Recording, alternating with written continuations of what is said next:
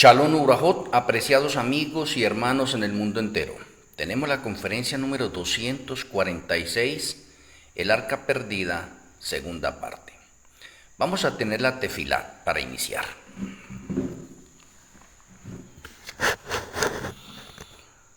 Amoroso Abacado Yahweh, amoroso Elohe Malquisedec.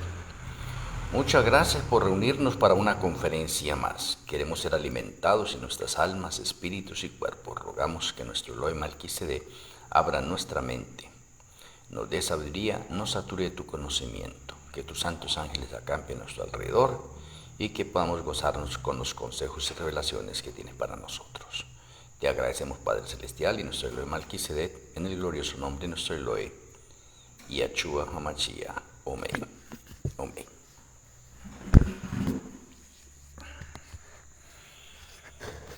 Continuamos con el arca perdida.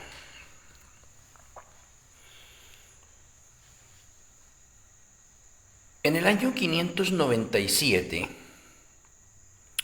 Babilonia invadió a Jerusalén y se llevó algunos objetos de valor y se llevó un poco de cautivos. El pueblo de Israel o el remanente Israel,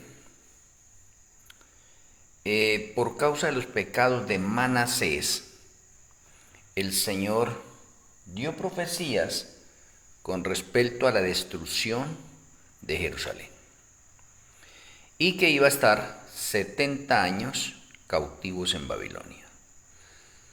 El Señor utilizó al profeta Jeremías, al profeta Sofonías, al profeta Habacuc, y estuvo advirtiéndole a Jerusalén desde más de 30 años de que iban a ser destruidos. El rey Josías, uno de los reyes buenos, que hizo bastantes reformas allí en Jerusalén, pero no bastaron de pronto, porque de pronto la sentencia estaba dada por los pecados que había cometido Manasés. El rey Josías murió en batalla en el año 609 antes de Yahshua. Pero antes de morir el rey Josías, que es un rey temeroso de las cosas de Yahweh, y un rey que le cree a los profetas y que se cumple de pronto la bendición que el Señor ha dado a todas las personas que creen a los profetas que Yahweh ha enviado. Y Jeremías le habló de que Jerusalén iba a ser destruida inevitablemente. Ya había sido anunciado por Sofonías, por Habacuc también, pero Jeremías, que está en esos tiempos, había advertido al rey Josías. Ahora, quiero mencionarles de pronto una costumbre que había de pronto en el templo de Salomón. Las varas del arca se alcanzaban a ver del lugar santo, pero en el lugar santo habían de pronto lugares para esconder tesoros. O sea, podemos decir que eso es era una práctica común, y de pronto hoy en día pues sigue siendo una práctica común, porque si alguien tiene tesoros o algo no los va a poner por ahí a que lo vea todo el mundo, sino en lugares seguros. Así es el arca. Por lo tanto, el rey Josías, que sabía y creía a los profetas, le dijo a los levitas que si Jerusalén iba a ser destruida y ellos no podían hacer nada, que iban a guardar el pacto. Y el rey Josías dio órdenes de que guardaran el arca en una de las recámaras ocultas que habían en el templo. De esa manera fue que se ocultó el arca. Y esa arca estaba disponible para que después de que pasaran los 70 años de cautiverio en Babilonia, entonces volviera a salir esa arca y volviera a estar en el lugar que se iba a construir, o sea, el segundo templo.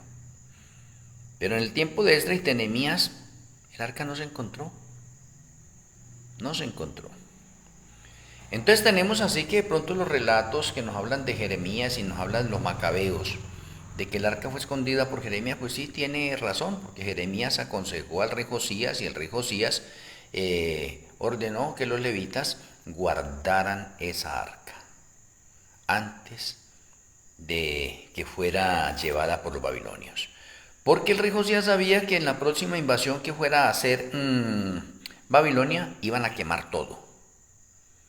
Entonces, con anticipación, con antelación, escondieron esa arca para que en los textos que leí anoche nunca más le fuera a ser regresada al pueblo de Israel. Y de pronto vale la pena que revisen nuevamente ese texto que se encuentra en Historia y la Redención, página 200. Antes de la destrucción del templo de Salomón, Yahweh informó a unos pocos de sus fieles siervos el destino de ese edificio que era el orgullo de Israel y que ellos idolatraban mientras al mismo tiempo pecaban contra Yahweh. También les reveló el cautiverio de Israel. Esos hombres justos, inmediatamente antes de la destrucción del templo, sacaron el arca sagrada que contenía las tablas de piedra y con dolor y pesar la ocultaron secretamente en una caverna donde estaría escondida del pueblo de Israel por causa de sus pecados, para no serles restituida nunca más. El arca sigue escondida, nadie la ha perturbado jamás desde que se la escondió.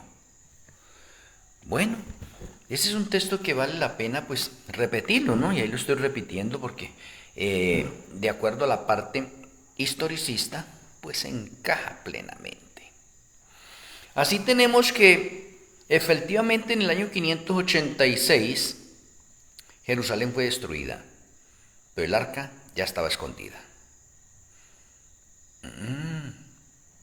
Entonces tenemos nosotros en este momento de pronto una especie de relatos que nos están ubicando dónde estaba el arca, quién escondió el arca, dónde fue ocultada el arca, cómo se destruyó a Jerusalén y cómo después de que pasaron los 70 años de cautiverio en Babilonia, que se dio la orden para nuevamente restaurar a Jerusalén, el arca ya no estaba. Ahora lo que surge aquí, algo importante, si el arca desde el año 586, que fue la destrucción de Jerusalén, ya estaba escondida, y han pasado más de 2000 años, a ver, déjenme mencionarles, en 2000 años una madera se deteriora, y el arca fue construida en madera de acacia recubierta con oro. Pero hay algo interesante. En el arca, en un vaso, se guardó maná y el maná no se daña, no se dañaba. Entonces lo mismo sucede con el arca. No importa que en unos niveles de orden científico se pueda decir, caramba, la madera va a durar tanto, se deteriora y desaparece. No, este es un mueble que el Señor preserva. Y a lo que queremos llegar nosotros es, se ha descubierto el arca, esa arca. Porque si nosotros recorremos el tiempo, muchas personas han estado interesadas en descubrir dónde está el arca y muchos han muerto en el intento. ¿Por qué? Porque el lugar donde está el arca, de pronto hay varias especies de túneles y nadie como conoce la ubicación precisa, entonces se va por un túnel y se pierde, se encuentra con otros túneles, se pierde, personas que se han perdido y han muerto allá en su intento. Oiga, pero hay algo interesante que mencionaba anoche con respecto al arca, es que se necesita que el que vaya a descubrir el arca debe pertenecer al remanente de su tiempo. Y aquí es donde quiero mencionarles algo para coordinar todo esto. Y podría decirles a ustedes por qué el Señor no se llevó antes al cielo, así como fue el jardín del Edén. El jardín del Edén estuvo un poconón de años ahí en el mismo sitio y antes del diluvio el Señor lo trasladó al cielo, se lo llevó. Pues de la misma manera, si el arca ha estado escondida durante tantos años en una cueva, ¿por qué el Señor no se llevaba esa arca? Porque esa arca, en primer lugar, no ha cumplido un propósito exponencial, digámoslo así, un propósito conectivo. Y hasta que no se cumpla ese propósito conectivo, esa arca no puede ser trasladada al cielo. Porque es que todo lo del santuario terrenal es una sombra, es una figura del santuario celestial. Por lo tanto, en el arca no se ha cumplido todavía una conexión precisa que debe haber y que se debe exponer al mundo entero para mostrar la conexión. Mientras no se haga eso, entonces el arca debe continuar allí. Y aquí ¿a qué es lo que me refiero? Cuando Yahshua HaMashiach murió en el año 31,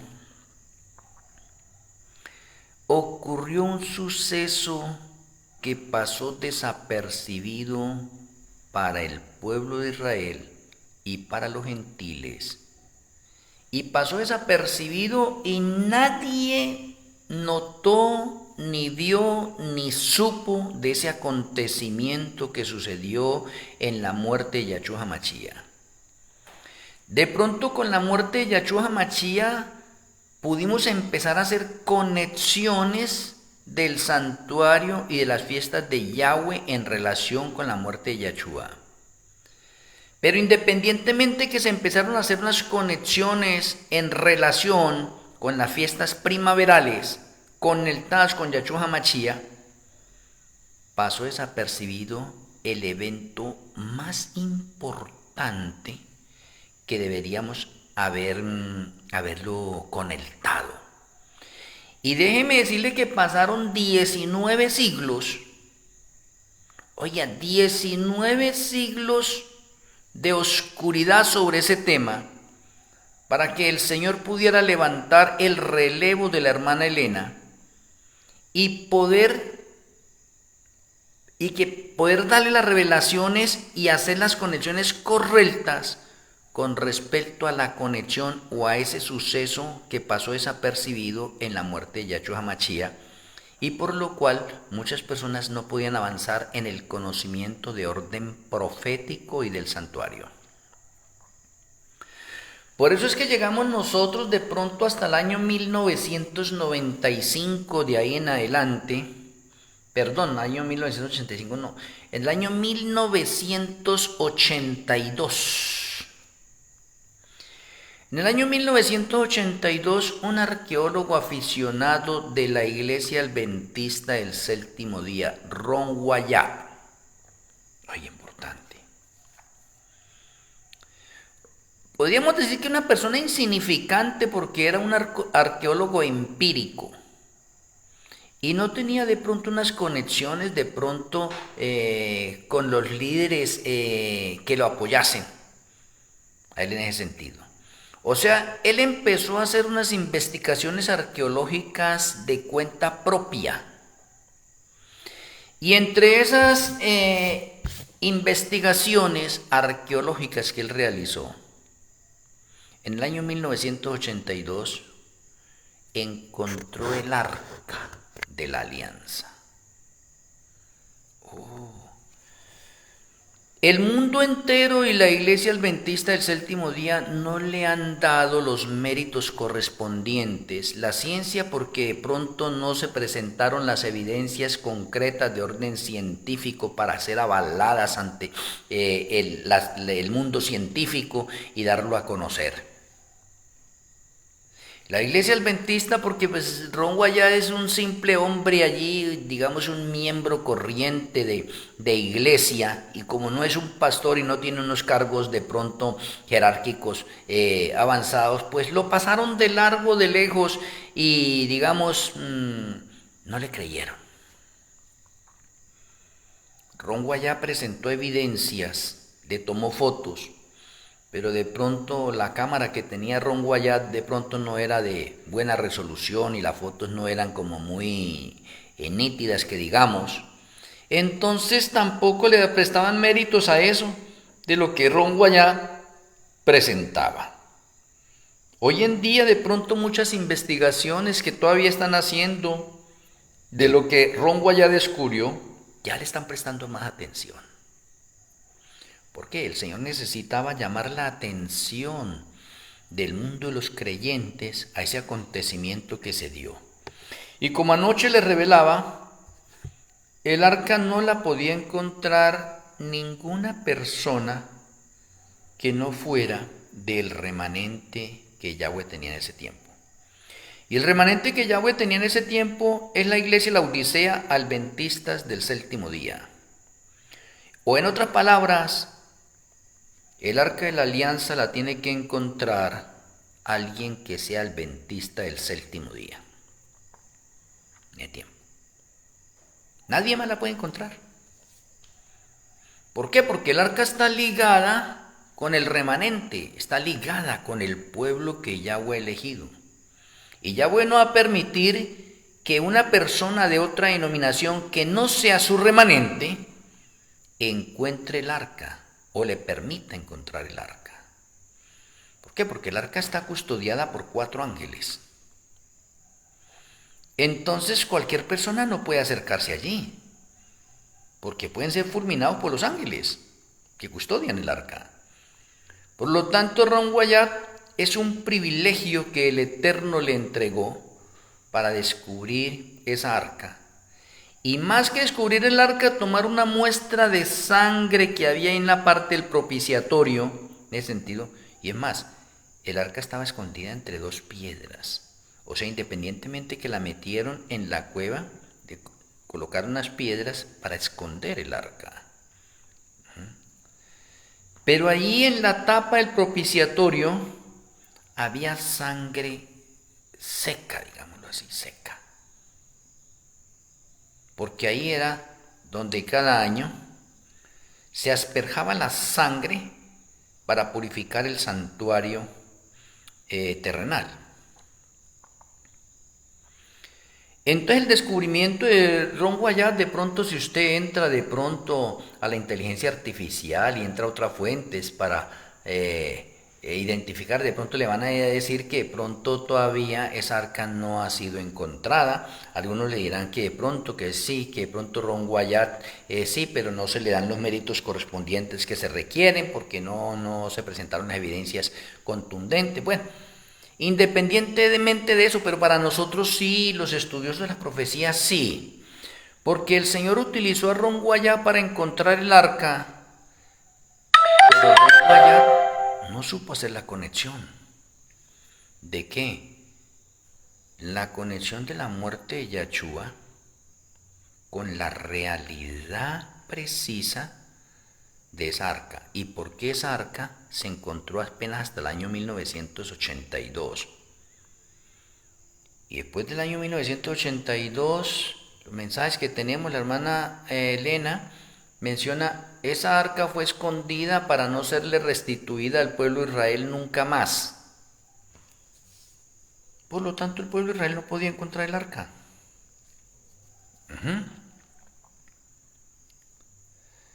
No sé si a ustedes les llame la atención esto de que cómo es que un hombre adventista del séptimo día encuentra el arca, muestra evidencias y hace testimonios de lo que le sucedió allá en la relación con el ángel, con la parte de esa proyección que se hizo de las fotografías, la muestra que tomó, la que la llevó a un laboratorio israelí, donde la examinaron y comprobaron que esa sangre de tanto tiempo estaba viva y que de quién era esa sangre.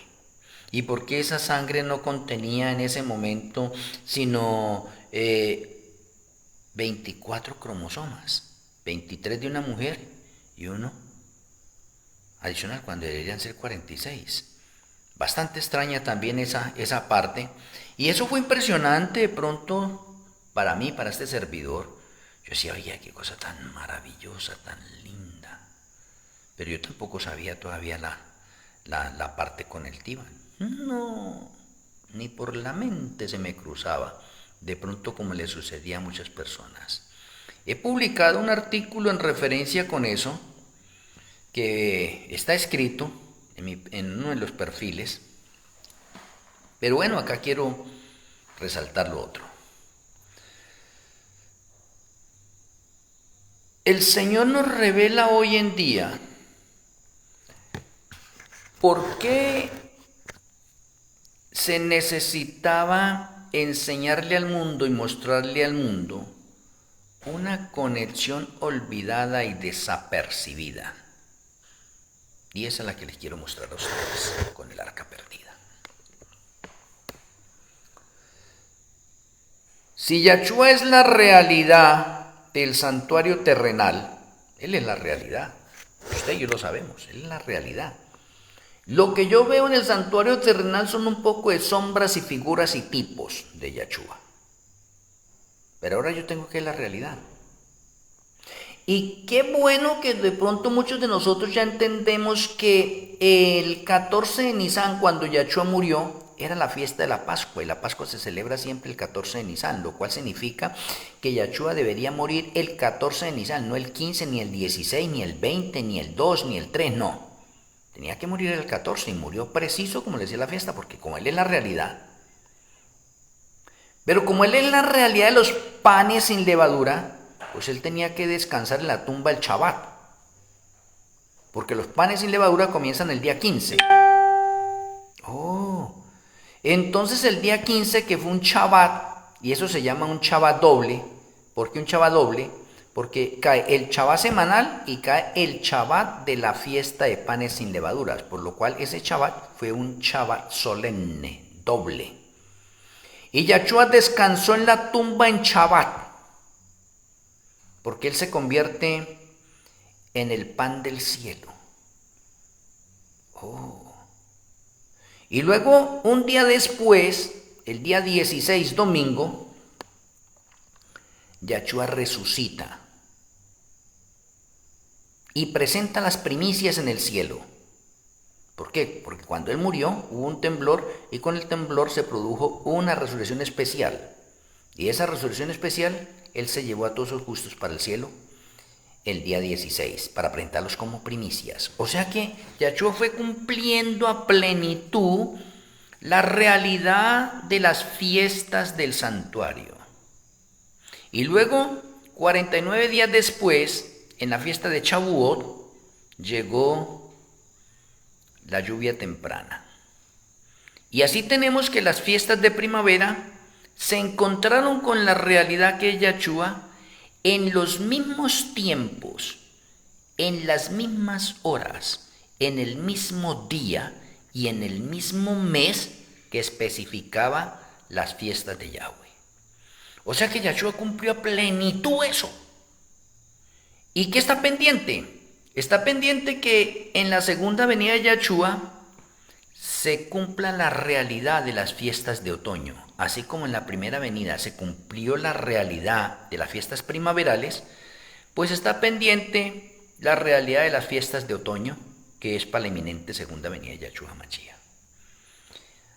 Muchos estudiosos, especialmente la iglesia de la Odisea, caltan y conectan ya de pronto las fiestas primaverales, pero no son capaces de conectar las fiestas otoñales. Están cerrados todavía. Pero el acontecimiento que pasó inadvertido,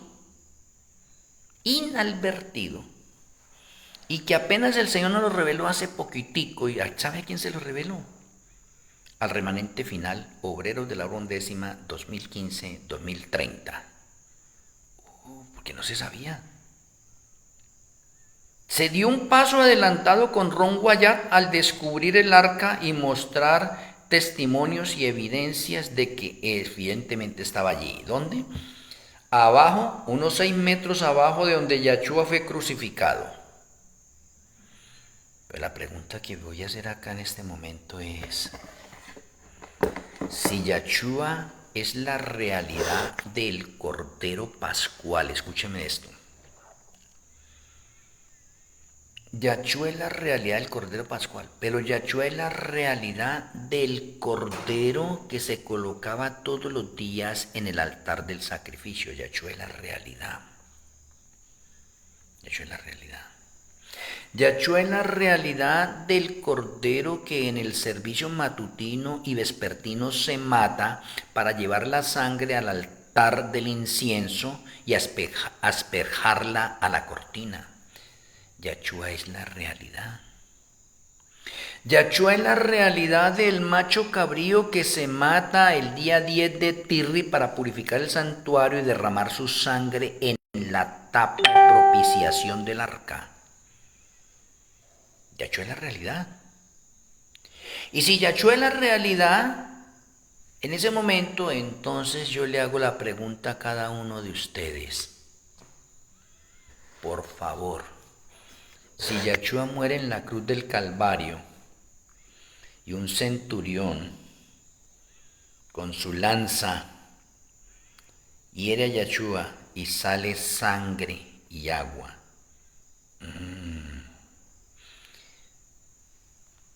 y lo curioso, Yahshua está muriendo ahí en la cruz del Calvario, pero él es la realidad del santuario, él es la realidad de los muebles, él es la realidad del Cordero, y él es la realidad del macho cabrío, él es la realidad. Te les pregunto ahora a ustedes, si Yahshua muere y está pagando la deuda por nosotros, significa que la sangre que Yahshua derrama, alguien debe coger esa sangre y asperjarla en la tapa de propiciación del arca de la alianza. Y ahí es donde les pregunto a ustedes, ¿quién hizo eso? Ningún sacerdote levita podía hacer eso. Eso fue lo que fue escondido, que pasó inadvertido en la muerte de Yahshua, que nadie podía conectar. Si Yahshua está muriendo y él en la realidad está muriendo y está derramando sangre, entonces ¿quién presenta la sangre de Yahshua y la asperja en la tapa del arca de la alianza? La asperja ahí. ¿O por qué Ron Wyatt recogió una muestra de sangre, la llevó al laboratorio y dice, oye, esa sangre está viva? ¿Por qué el Señor le permitió a Ron Wyatt hacer ese descubrimiento y le permitió sacar un poco de esa muestra? ¿Para qué? Porque el Señor quiere darnos la revelación completa y aclararnos lo que por 19 siglos no se pudo aclarar. Entonces el Señor permitió que Ron Wyatt descubriera el arca y el Señor permitió que en el remanente final, obreros de la hora 11ª, se diera la revelación completa. Y déjenme decirles, el sacerdote que presentó la sangre de Yahshua y la asperjó ahí en el arca, esa arca, por eso es que esa arca no podía haberse perdido por allá en los babilonios o los asirios, el que fuera, llevársela. Porque esa arca tenía que cumplir un propósito de orden divino y ser aclarado por el 10º remanente. Y a pesar de que se cumplió en el año 31, hasta que apareció el 10º remanente, el 2015 en adelante, no se obtuvo la revelación. Y Ron Wyatt descubrió el arca en el año 1982. Oiga, ¿cómo pasa el tiempo? Y hoy en día ya podemos hacer la conexión correcta de ver que allá en el año 31 el sacerdote que cogió la sangre y permitió fue Malquisedec, el Ruach HaKodesh, Espíritu Santo. Él. O sea, fue Malquisedec el que produjo ese terremoto donde las piedras se agrietaron y la sangre de Yahshua corrió por esa otra parte hasta allá donde se encontraba el arca y fue depositada allí precisamente en la tapa del propiciatorio. Eso lo tuvo que hacer Malquisedec, eso no lo hace cualquier ser humano. No, señor. Entonces se cumple la realidad. Esa es la realidad de la muerte de Yahshua, que pasó desapercibida por 19 siglos. Más de 19 siglos, porque si estamos hablando del año 2015, la revelación serían 20 siglos. Por 20 siglos, para poder hacer las conexiones apenas ahora. Y es más, el mundo entero de creyentes, inclusive de la iglesia adventista del séptimo día, el remanente anterior, no sabe eso. Y si lo sabe, es porque lo ha aprendido de nosotros, remanente final, obreros de la hora undécima 2015-2030. Porque a nosotros el Eterno nos concedió esa revelación para darla al mundo. Así como nos ha concedido la revelación de que el nombre oficial para el Ruach HaKodesh es Malquisedec, y por eso Yahshua es sacerdote según el orden de Malquisedec, porque el único sacerdote que puede presentar la sangre de Yahshua allí y asperjarla allí en la tapa de propiciación es Malquisedec, nadie más. Nadie más. Por eso el arca perdida permaneció perdida allí en ese momento, para que se permitiera en una obra testimonial por Ron Guayat, decir, se encontró el arca, se encontró la sangre, se tomaron unas fotos, se encuentra en esta otra parte, la ubicación es en esta situación. Sí, ya que nadie quiera creer en eso es diferente. Yo lo creo. No sé ustedes. Yo lo creo. Yo creo en la revelación que el Señor me ha regalado, que me ha entregado, y de que como nuestro Elohim Malquisedec fue el que colocó esa sangre allá, porque es el único que podía hacerlo. Eso no le iba a permitir a ningún sacerdote humano tomar la sangre de Yahshua para depositarla en esa arca que estaba perdida. Entonces me parece bastante interesante esta conferencia de hoy, que ustedes nos la ayuden a prolongar al mundo entero, que el mundo entero sepa, que los estudiosos del santuario puedan hacer la conexión de decir, caramba, si Yahshua muere en el año 31, derrama la sangre, ¿quién presenta la sangre en el arca? Alguien tiene que presentar esa sangre en el arca. ¿Cómo es que ese hecho pasó desapercibido tanto tiempo? Yo tampoco había caído en cuenta en eso. Si no es por revelación, yo tampoco lo sé. Yo soy el primer sorprendido. Qué maravilloso que es nuestro Señor. Por eso dice que el Señor no hace nada sin revelar su secreto a sus siervos los profetas. Y los profetas lo damos ¿a dónde? Al mundo entero, a la comunidad. Primero a la iglesia y luego al mundo entero. Hoy vivimos en el 10º remanente, o vivimos en el 8º remanente del Nuevo Testamento. Y somos el remanente final.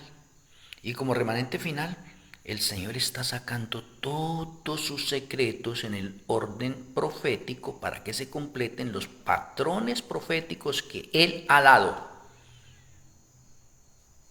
Y ya en la finalización de pronto de este tiempo, porque nos quedan 4 años y como 180 y pucho de días,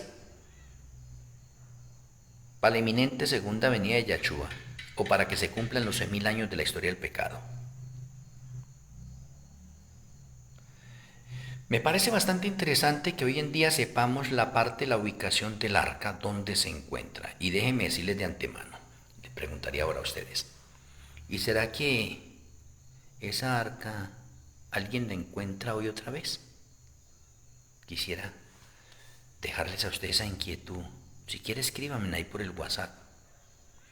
Voy a sacar una publicación allí también por el perfil de Yachet sobre esta arca. Pero de pronto a ver si mañana la saco.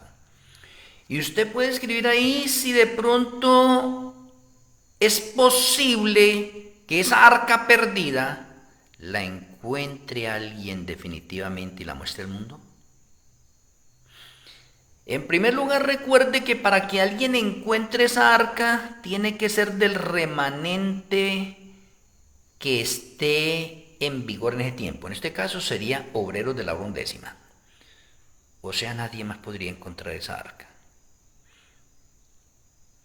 Les dejo esa inquietud a ustedes y de pronto en la escuela de profecías, como me gustaría que ustedes entraran a la escuela de profecías, y en la escuela de profecías de este viernes voy a tocar esta temática y les voy a decir si esa arca se encuentra o no se encuentra.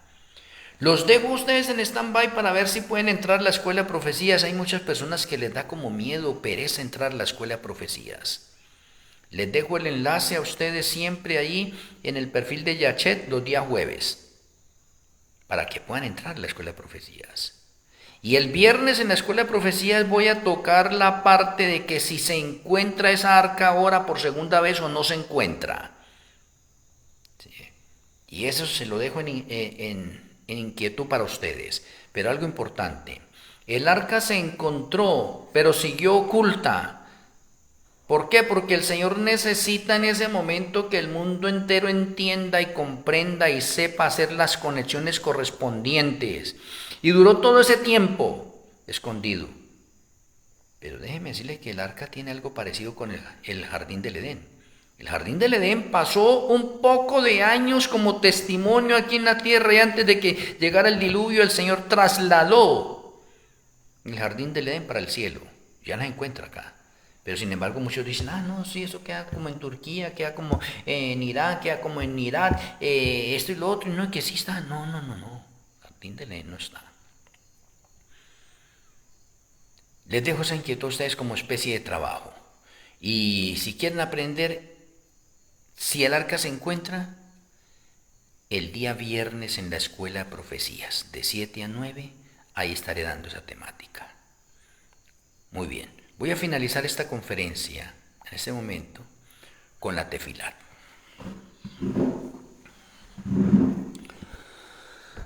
Amoroso Abba Kadosh Yahweh, amoroso Elohim Malquisedec, muchas gracias por la conferencia de hoy en referencia al arca perdida y cómo nos enseña la conexión correcta del suceso desapercibido que ocurrió en el año 31 en la muerte de Yahshua.